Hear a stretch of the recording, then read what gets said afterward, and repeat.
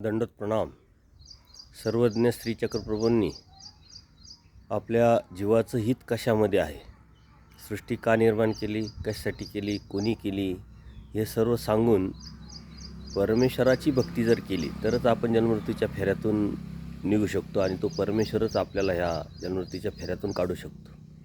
परंतु त्यासाठी आपण जीव, देवता, प्रपंच व परमेश्वर या चारही पदार्थाचं कार्यकारणस्वरूप लक्षण बघून समजून जाणून अनन्यभावी परमेश्वराला जर शरण गेलो आणि त्या परमेश्वराचीच एक निष्ठ भक्ती करून त्या परमेश्वराने सांगितलेलं तत्त्वज्ञान आपल्या जीवनामध्ये उतरवलं तरच आपण त्या परमेश्वराचे भक्त होऊ.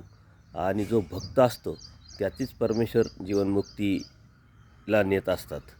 त्यासाठी सर्वज्ञ श्री प्रभूंनी एक सुंदर असा दृष्टांत सांगितलेला आहे राजाच्या राज्याभिषेकाचा.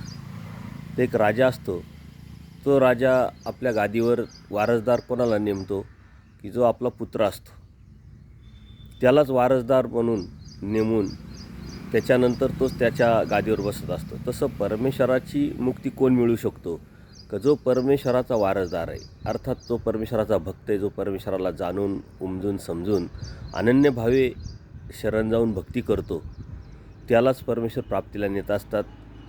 इतर जे जीव आहे ते ज्या देवतेची भक्ती करतात आणि ज्या ज्या अपेक्षेने करतात त्याची मात्र विषय व्यवस्था परमेश्वरानेच केलेली असते, परंतु त्याला मात्र मुक्ती मिळत नाही आणि म्हणून तो जन्ममृत्यूच्या फेऱ्यात अडकत राहतो. त्यातून जर बाहेर पडायचं असेल तर परमेश्वराची जाणून परमेश्वराची एकनिष्ठ जर भक्ती केली तरच हा जीव त्यातून बाहेर पडेल, अन्यथा पडू शकणार नाही. दंडोत प्रणाम, दंडोत प्रणाम.